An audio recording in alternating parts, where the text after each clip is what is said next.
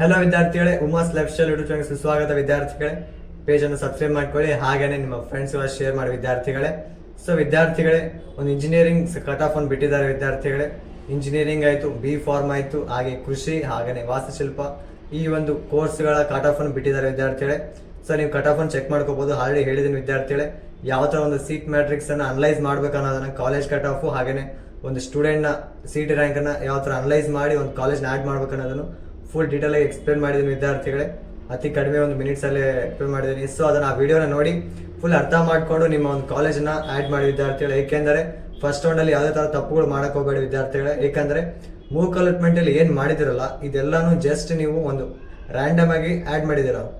So ಅದೇ ತಪ್ಪನ್ನ ಮತ್ತೆ ನೀವು ಒಂದು ಫಸ್ಟ್ ರೌಂಡ್ ಅಲ್ಲಿ ಮಾತ್ರ ಮಾಡಕ್ ಹೋಗಬೇಡಿ ವಿದ್ಯಾರ್ಥಿಗಳೇ.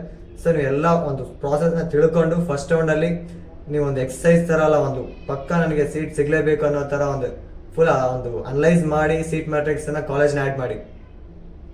ಓಕೆನಾ ವಿದ್ಯಾರ್ಥಿಗಳೇ?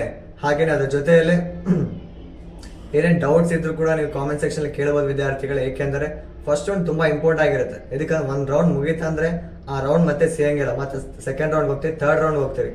ಸೊ ಆದಷ್ಟು ಫಸ್ಟ್ ರೌಂಡ್ ಅಲ್ಲಿ ಒಂದು ಸೀಟನ್ನು ಪಡೆಯೋಕ್ಕೆ ಟ್ರೈ ಮಾಡಿ. ಏಕೆಂದ್ರೆ ಕಟ್ ಆಫ್ ನೋಡಿ ನೀವು ಅನಲೈಸ್ ಮಾಡಿ ಆರ್ಡರ್ ವೈಸ್ ಅಲ್ಲಿ ಒಂದು ಫಿಲ್ ಮಾಡಬೇಕಾಗತ್ತೆ.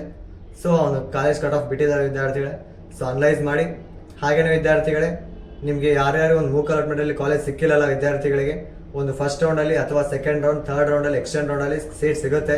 ಸೊ ಲಾಸ್ಟ್ ಟ್ರೈ ಮಾಡಿ ನಿಮ್ಮ ಒಂದು ಹೋಗ್ಬೇಲೆ ಸ್ವಲ್ಪ. ಹಾಗೇನೆ ಅದ್ರ ಜೊತೆಯಲ್ಲೇ ವಿದ್ಯಾರ್ಥಿಗಳೇ, ಒಂದು ಯಾರು ಒಂದು ಕಟ್ ಆಫ್ ಅನಲೈಸ್ ಮಾಡಿ ಆರ್ಡರ್ ವೈಸ್ ಮಾಡ್ತಿದ್ರಲ್ಲ, ಸೊ ಅದನ್ನ ಕರೆಕ್ಟಾಗಿ ಮಾಡಿ. ಹಾಗೇನೆ ದಿನಕ್ಕೆ 2-3 ಸಲ ಒಂದು ಬಂದು ಚೆಕ್ ಮಾಡ್ತಾ ಇರಿ ನಿಮ್ಮ ಒಂದು ಲಾಗಿನ್ ಪೇಜನ್ನು.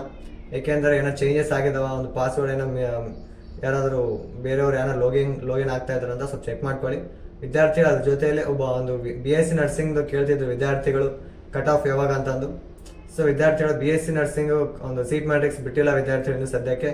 ಬಿಟ್ಟರೆ ಸೇಮ್ ಒಂದು ಇಂಜಿನಿಯರಿಂಗ್ ಸೀಟ್ ಮ್ಯಾಟ್ರಿಕ್ಸ್ ಏನಿದೆಯಲ್ಲ ಅದ್ರ ಕೆಳಗಡೆ ಒಂದು BSc ನರ್ಸಿಂಗ್ ಸೀಟ್ ಮ್ಯಾಟ್ರಿಕ್ಸ್ ಕೂಡ ಬಿಡ್ತಾರೆ ವಿದ್ಯಾರ್ಥಿಗಳು. ಸೊ ಹಂಗಾಗಿ ಸದ್ಯಕ್ಕಂತೂ BSc ನರ್ಸಿಂಗ್ ಸೀಟ್ ಮ್ಯಾಟ್ರಿಕ್ಸ್ ಬಿಟ್ಟಿಲ್ಲ.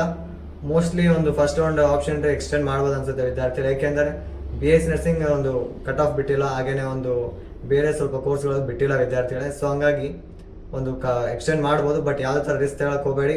ನಿಮ್ದು ಏನು ಕಾಲೇಜ್ ಆಡಿದಲ್ಲ ಅದನ್ನ ಹಂಗೆ ಇಟ್ಕೊಳ್ಳಿ, ಯಾವುದೇ ಥರ ಒಂದು ಡಿಲೀಟ್ ಮಾಡೋಂಥದ್ದು ಮಾಡಕ್ ಹೋಗಬೇಡಿ.